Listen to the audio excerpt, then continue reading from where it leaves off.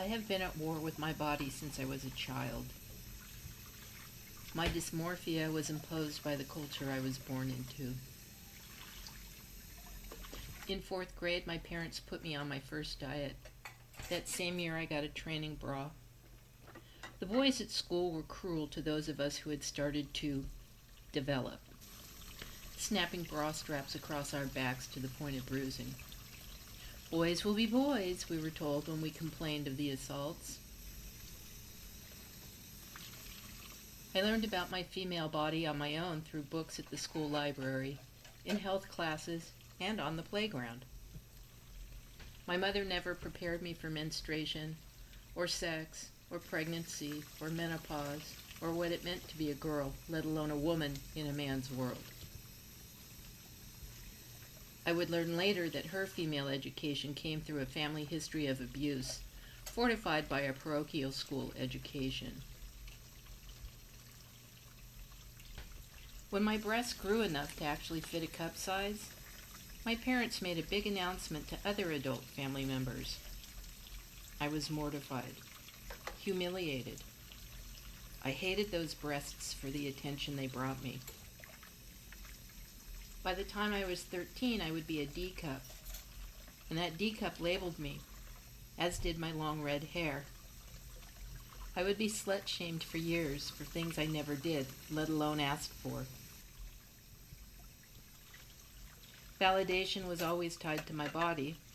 The rest of me didn't matter.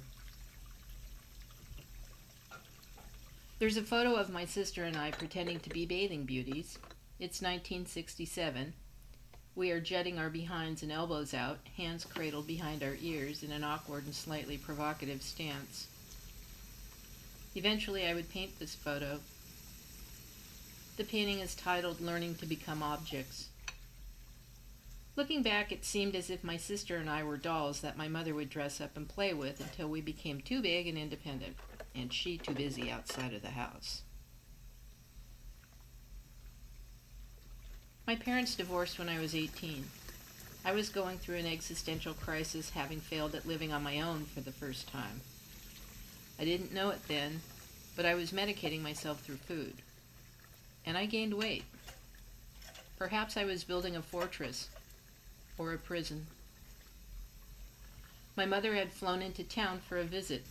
The first thing she said to me was that I looked horrible and she hated having to deal with emotional cripples. That same cripple would nurse her through terminal cancer, by the way. Then she wrote me a check and told me to go to the diet clinic. It was one of those programs that restricted calories to 500 per day, no fats allowed, and you got regular injections of some kind of horse piss hormone and diet pills. The good kind of diet pills. I lost the weight and was once again accepted by my mother. This morning I realized that my mother's issues with my weight were tied to her issues with her own mother, who struggled with postmenopausal weight gain along with other maladies. I have done every goddamn diet, from taking diet pills and street drugs to Weight Watchers and Nutrisystem, keto, and even Dr. Phil's program. I have failed at every one of them. What they don't tell you is dieting doesn't work. And it really doesn't work when your body is attacking itself. In my late 40s, I learned that I have an autoimmune disease, Hashimoto's thyroiditis. It's most frequently diagnosed in perimenopausal women and is the reason why my weight has yo-yoed for decades. I have spent the better part of 20 years searching for a physician willing to actually treat the disorder, which comes with a variety of other conditions like chronic resistant high blood pressure, something that has landed me in the hospital several times. My superpowers are fat and invisible. Here's a little pill of irony.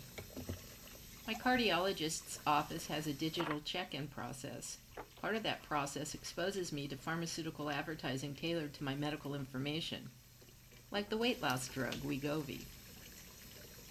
Another aspect of this check-in process is a questionnaire form, a chastising reminder that I am to actively participate in my care and do as my provider prescribes. In other words, if I fail to improve, it's most likely my fault. Did I mention that the first significant Wegovy side effect is thyroid tumors? I have enough issues with my thyroid. Thank you very much. I was talking with my sister a few days ago. Both of us have had some serious health concerns, she being a breast cancer survivor and me just being old and fat. It's been a couple of years since she had treatment and surgeries. Luckily for her, there is no recurrence. The cure was surgical. But she'll be on estrogen-suppressing drugs for the rest of her life. I asked her how she was doing. She said she was feeling depressed about her body. What's going on? I asked. She tells me that she wishes she had done a double mastectomy with no reconstruction. If the insurance would allow it, she'd remove her remaining breast. She's not concerned about the cancer coming back. She just thinks she'll feel better mentally if both breasts were gone. Balanced, even. Not sure what to say, I asked if this was possible. Too far down the road of recovery for the insurance to cover it, she tells me.